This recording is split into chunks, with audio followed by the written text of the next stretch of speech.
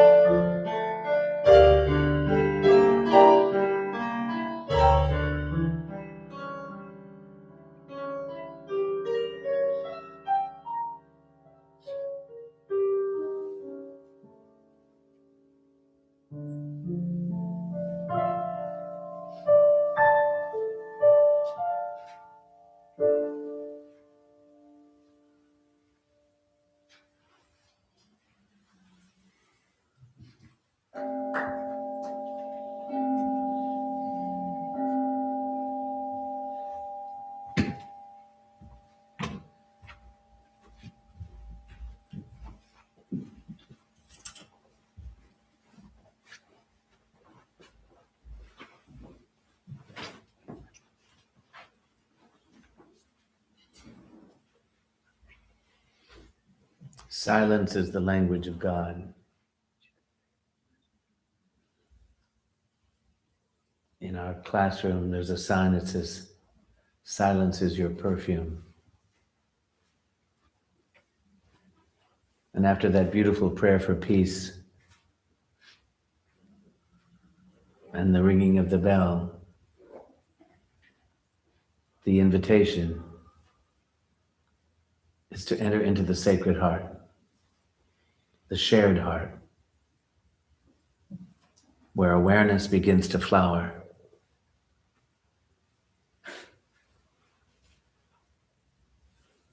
And then that little mantra, be still and know that I am God. Be still and know that I am. Be still and know that I am God. Be still and know. And so this awareness of our true nature begins to unfold simply by stopping entering into the silence that's waiting for us. That means that we turn off the mind for a period of time. The mind that wants to speak and complain and plan and reject and all that stuff that the mind loves to do. We've just put the lid on that for a short period of time. And we find the smile of the soul. And Thich Nhat Hanh over my head, who says, I have arrived, I am home. And so we come to the center to go home. It's a spiritual practice that is not just something we do on Sunday mornings, hopefully, but something we do throughout our day. It's a simple act of stopping. And then, as Thich Nhat Hanh would say, breathe in and breathe out. Knowing that the breath is the practice. When you breathe in light and love, and you exhale and let go of whatever it is that is not serving you anymore. And then you find that pregnant pause. Oh, that is so delightful. And then the next breath comes. I breathe in. And I breathe out. And so one breath at a time, we open to the sacred moment, whatever that moment might contain. And our life becomes a practice of breathing, a practice of inner being. There's only one here. We share the one heart of the universe. In Science of Mind, they talk about putting the head into the heart. And so that's a metaphor that there is an awakened presence within the heart of oneness, and we are that. No longer striving to manifest X, Y, and Z, but opening a gratitude place for what is, even if what is a challenge. And so we enter into this Sunday morning,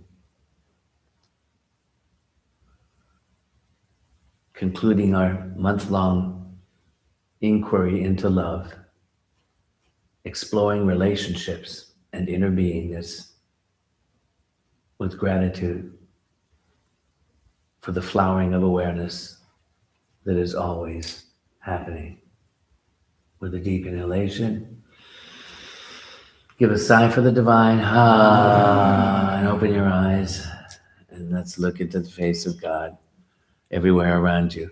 Donna, if you want to sit next to your husband, he's over here. My beloved Donna. Donna said something, or was it Michael in class?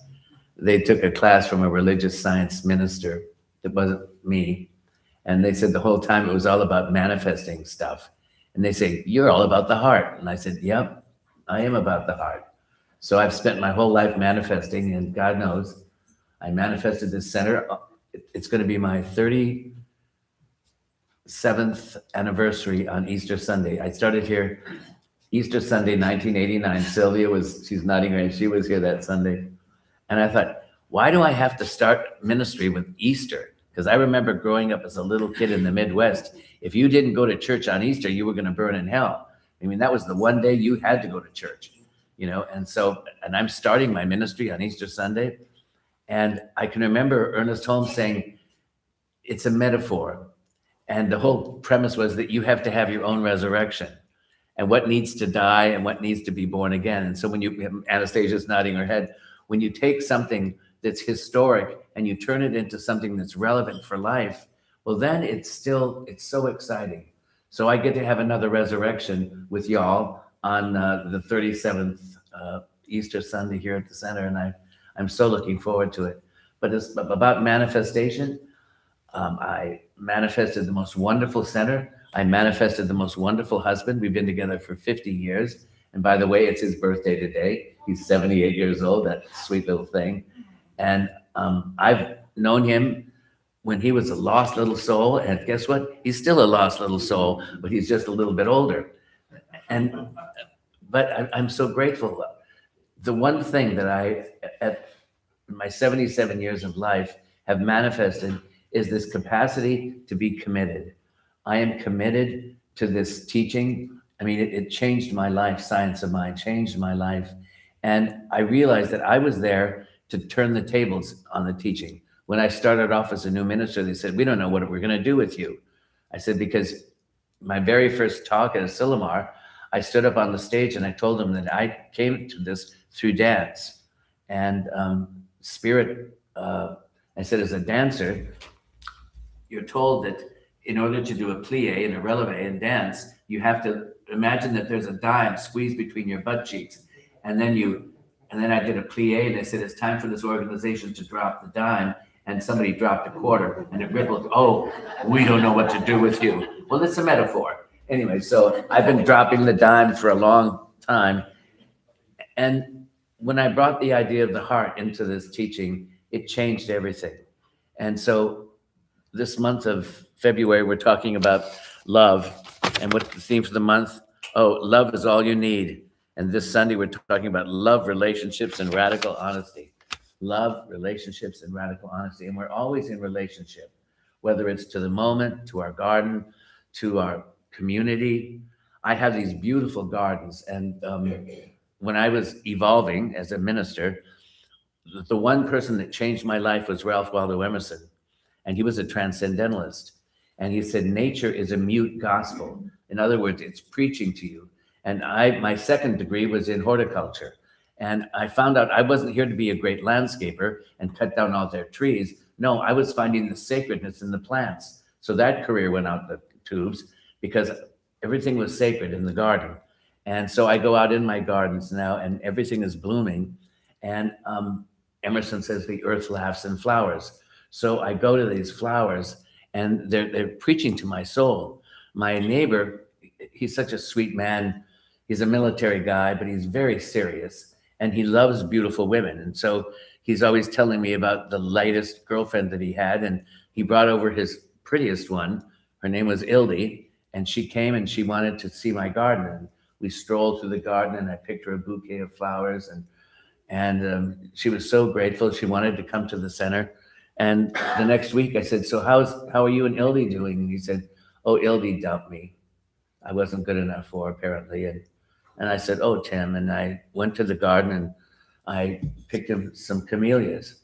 And he said, I'm not into flowers. And I said, well, you don't have to be into flowers. I said, flowers are a lot easier than girls. And I said, the flower is the sex organ of the plant.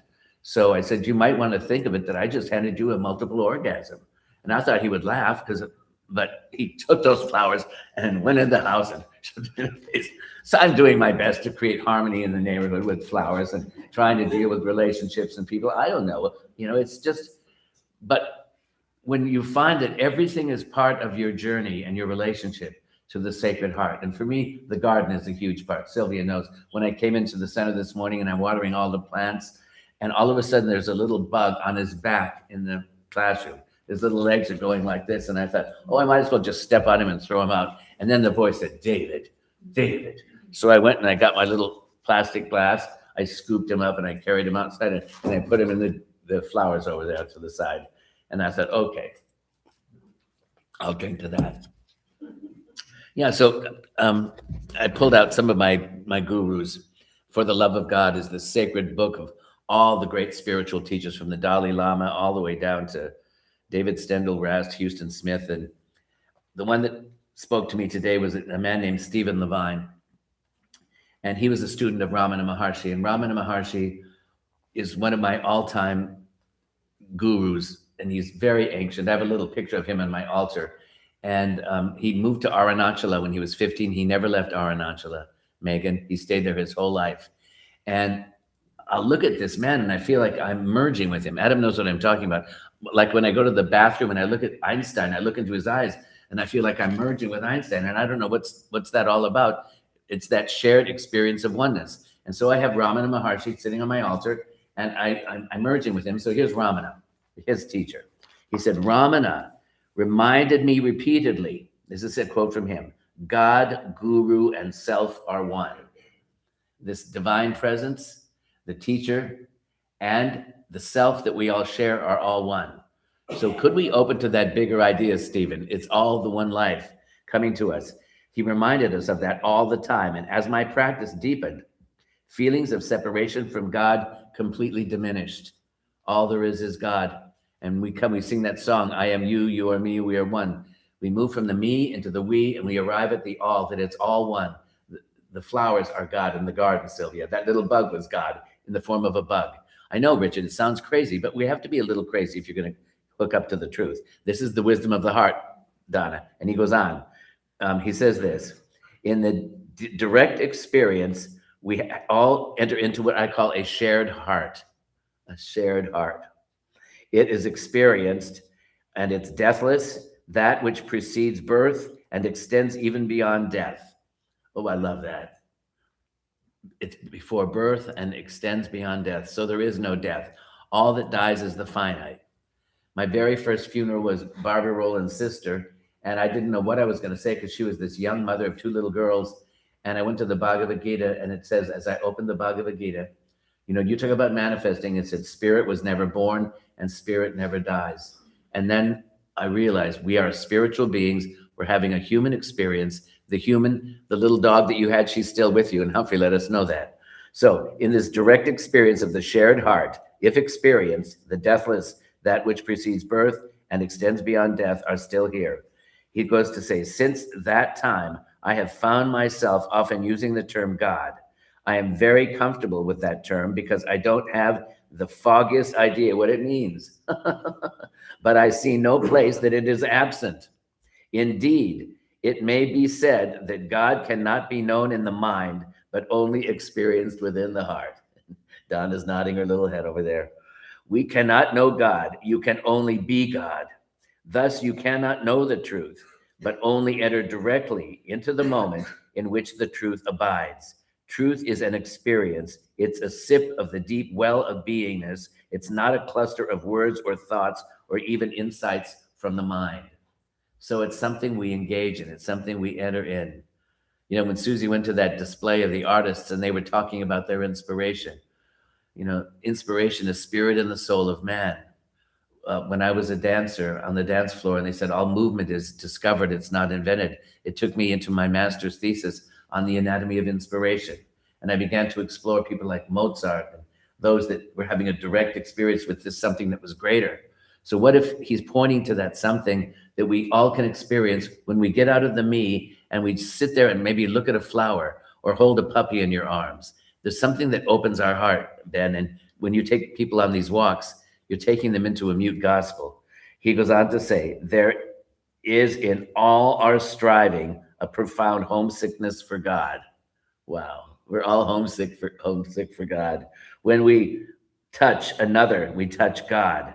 When we look at a flower, the radiance, the fragrance, the stillness is another momentary experience of something deeper within.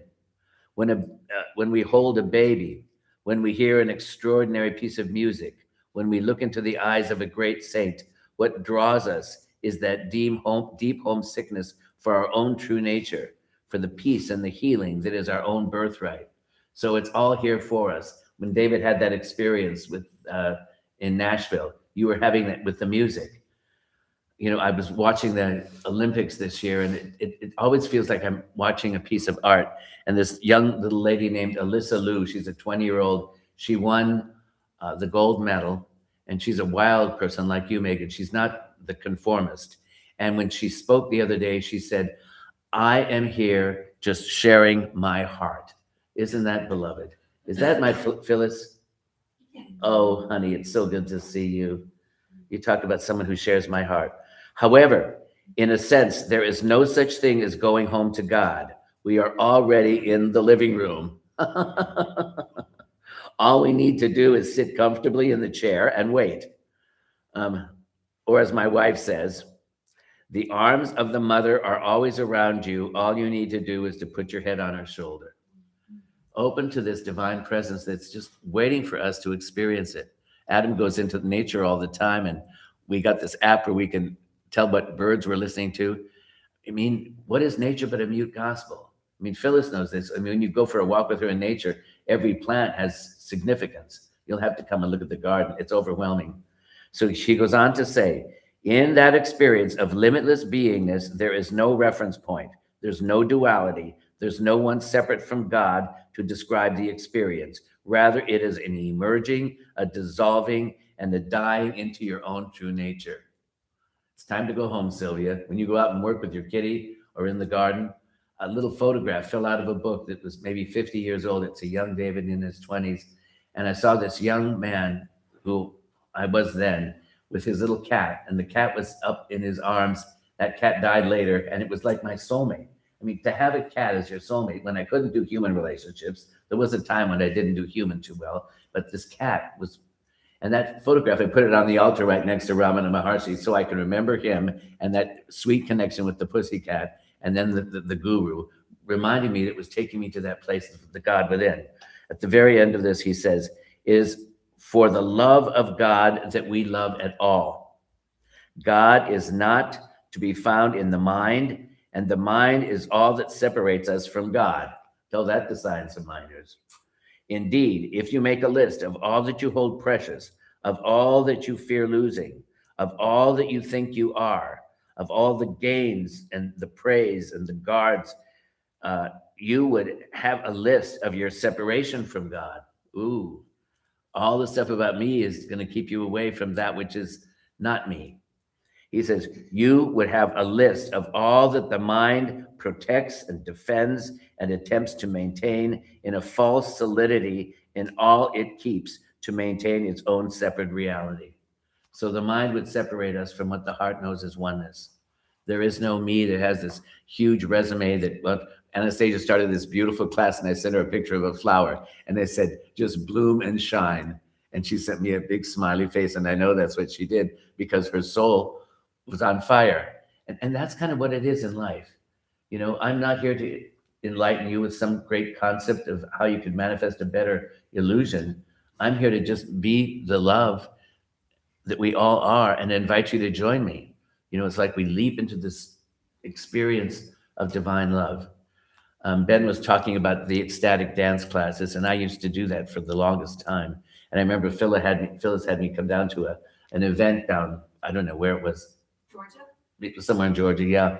And to invite all these people who had never stepped into music and into the experience, because when you're in the dance and you don't speak, because when you speak, your ego gets in the way, and you allow just this kind of shared experience of intimacy, and you look into the eyes of the various people, you realize there's only one here, meeting itself seemingly in separation, but really in oneness. And so thank you for the shared heart, Stephen. Then, of course, I went to my Sufi tradition. I can't get away from the Sufi paths of the heart, Sufism, and the Christian path.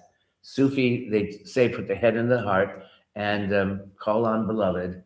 And this is the path of Rumi and so many. And it was when I found the Sufis that I really found a spiritual home for myself. And so Ibn Arabi says this, wonder is the garden among the flames my heart can take on any form. Let's go over here where it makes more sense. In that state, his heart became the eye from which he saw God, and also the eye with which God saw him. To open to the wisdom, is that, beloved, who I see? There's a gorgeous blonde coming down here. Oh my God, Tina. What a beautiful lady that is. Okay, so we're talking about the shared heart and educating the heart. He says, in that state, his heart became the eye with which he sees God, and also the eye through which God sees him. To look through the eyes of love is where you're going to find God.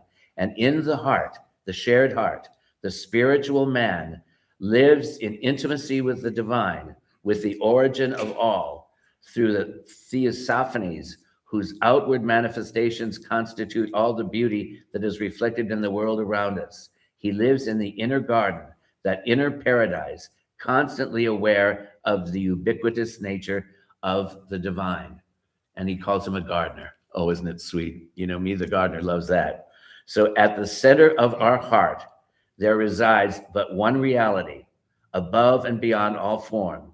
It was to this reality, far beyond the individual manifestations, that Mansur al-Hallaj was referring when he sang this song. I saw my Lord in the eyes of my heart, and I asked him, who art thou? And he said, I am thou.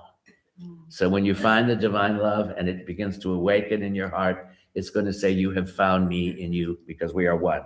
So happy is the man who can open his eyes to his heart, and with all the aid of heaven, before his earthly eyes become shut at that moment of death, and who is able to see the countenance of the beloved while still possessing the precious gift of their own human life.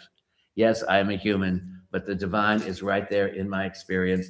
And when I feel it within me, guess what? I see it in you, and I see it in you, because all of life is a reflection of the one. So they're inviting us into a direct experience of intimacy with the beloved. You know, even in the Bible, it says, pick up the rock, and lo, I am there. Cleave to the branch, and lo, I am there. Jesus says the kingdom of heaven lies within you and all around you, but we don't see it. So he was pointing to this place of intimacy with the beloved. He said, the Father within you is the work, you know? And so could we know this Father within, this Christ within all of us? They're pointing the way to a direct experience of oneness. Sufism and Christianity as the path of the heart. So that's one of my little gurus. I like to pull out my gurus on Sunday. Jeff Foster is this lovely young man who went through a lot of the stuff like Adam did, but it was in the darkness of the stuff that he went through that he found the divine. So he talks about falling in love with where you are, even if where you are is not the place you want to be. And boy, does he speak. After I had the heart attack and I went to Colorado for a spiritual retreat, he was the presenter. And boy, he gave us this little acronym that he said, I want you to take it home. The acronym is RAIN, RAIN. He said, recognize what is happening.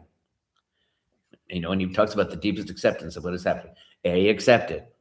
I, inquire into it. What is this showing me? And the N, do it in a very loving way.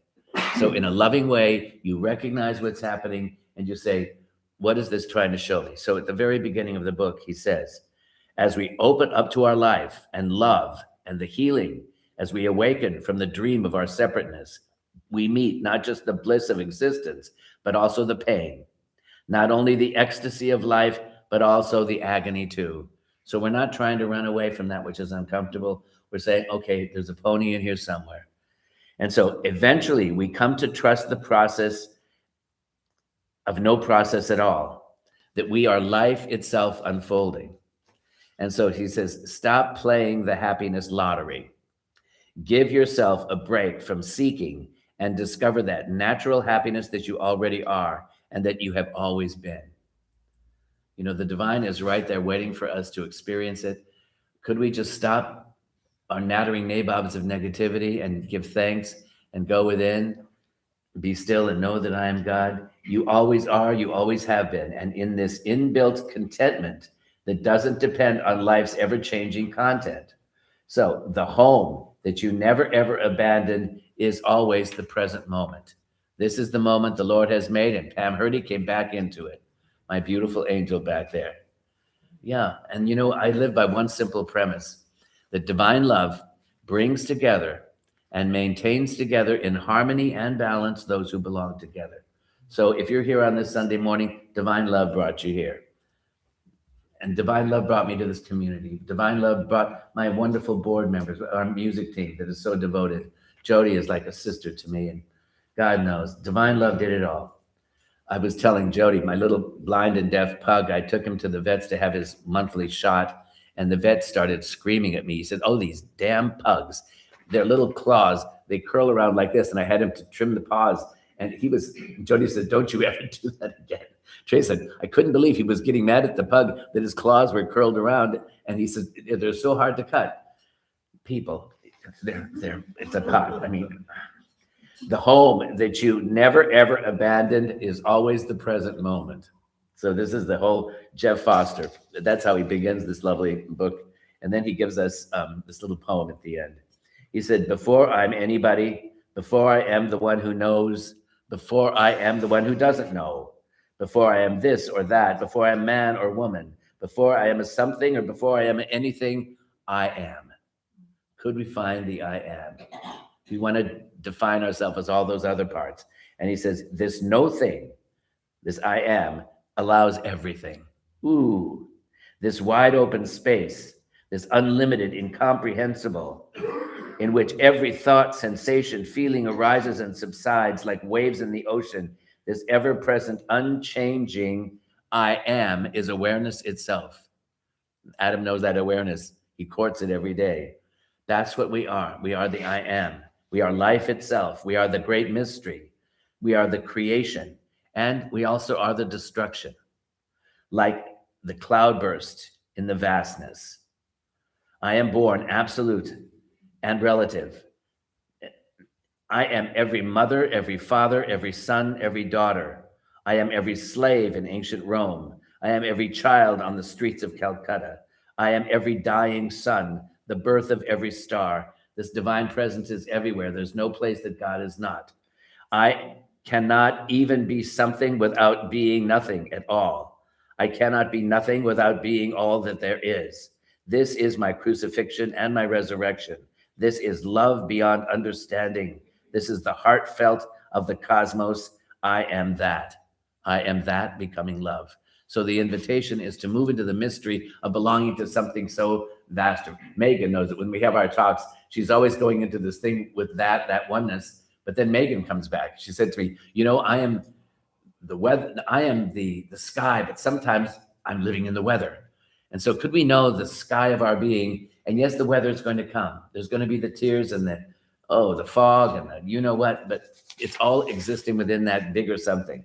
So my beloved Jeff Foster, who's been through hell and back, came out to say, all of this is necessary for our evolution. This is his way of falling in love with where you are. A year of prose and poetry. And the last one that I pulled out, of course, is Llewellyn Von Lee, my mystical teacher, the one that I go up to study with in New York City.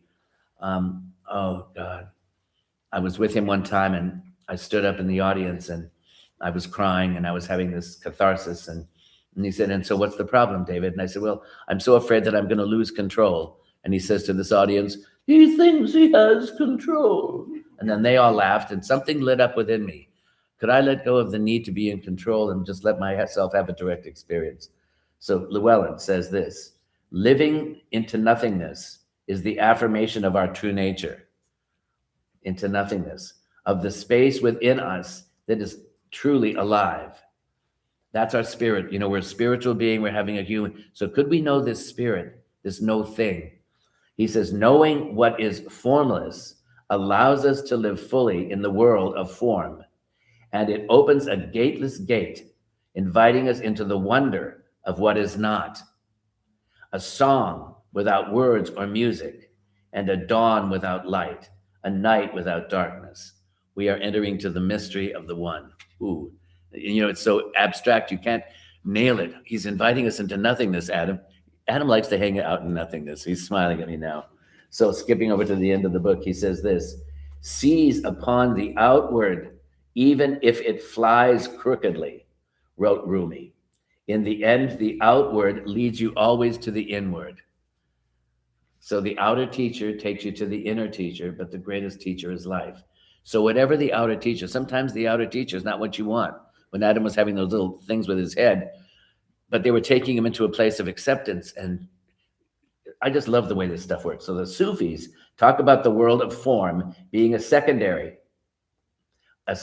cause, which are understood as the outer forms of the inner realities. For those who believe only in the outer world, these forms are veils of illusion that trap us in an endless maze of attachments and desires. But for those who understand that the outer world is a secondary cause, well, then these illusions are a path through the maze of appearances. They are signposts toward the real. So whatever we're going through is an opportunity for us to find something greater in consciousness. It's such a beautiful dance of awareness, Stephen. So he goes on to say, the outer teacher points you to the inner teacher. I think I just said that. And then the greatest teacher of all is life. The veils of deception gradually become veils of revelation. Veils of revelation. This too is good, and this too is for God. And I am able to see the blessing, even in the things that are not comfortable.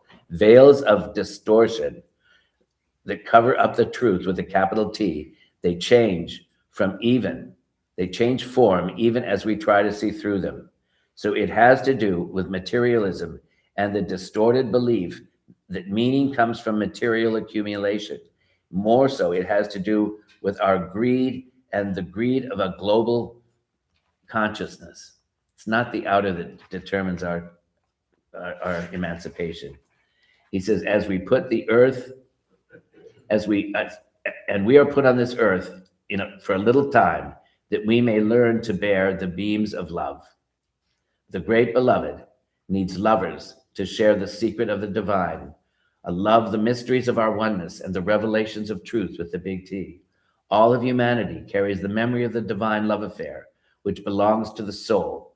And this memory of love does not belong to a personality. It is alive in our longing and in our great need for love, for belonging to truth. We listen to the moment. So I think we're going to have a lovely little song about listening to the moment. And then Jody will do a collection if you'd like to. And then I'll do our closing thing.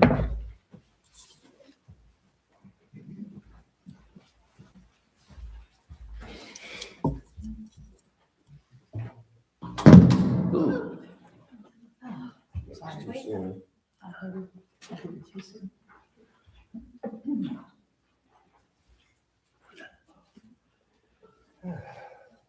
And what's this one called?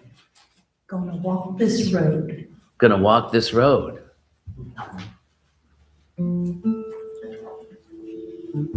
The road of the heart. Opening to the mystery of belonging. Gonna walk this road. See where it leads. Gonna bless the flowers. We're gonna bless the weeds. Gonna stay together. Nothing's gonna pull us apart. We're gonna walk this road and mend each other's hearts.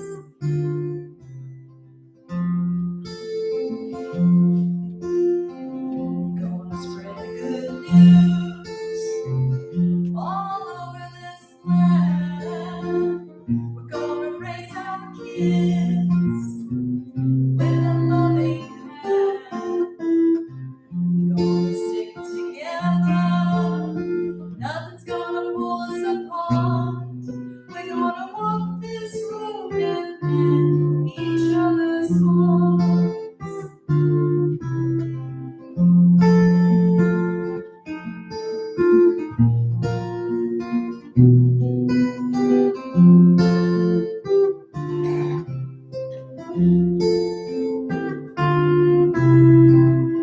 Gonna walk this road, see where it leads. With all our friends, we're gonna sow good deeds. We're gonna stay together. No one's gonna pull us apart. We're gonna walk this road and mend each other's hearts. We're gonna walk this road and mend each other's hearts.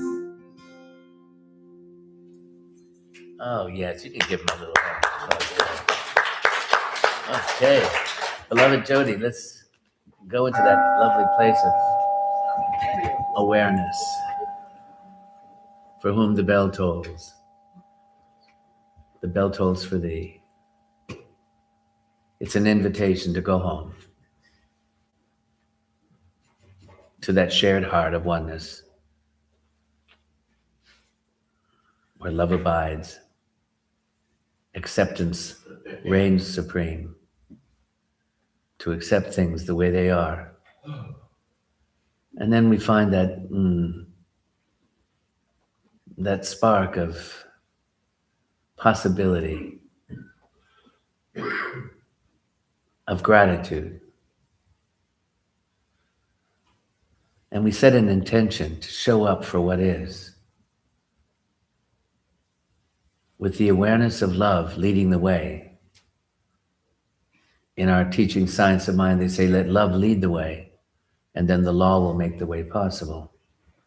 So when love leads the way on this journey that we're walking together, well, then we respond differently. When we see somebody that's falling down, we don't say, "What's your problem?" We maybe say, "How can I help you?" And we extend our hand. And so when we're in this together, walking each other home, well, then life becomes a bigger tapestry of service.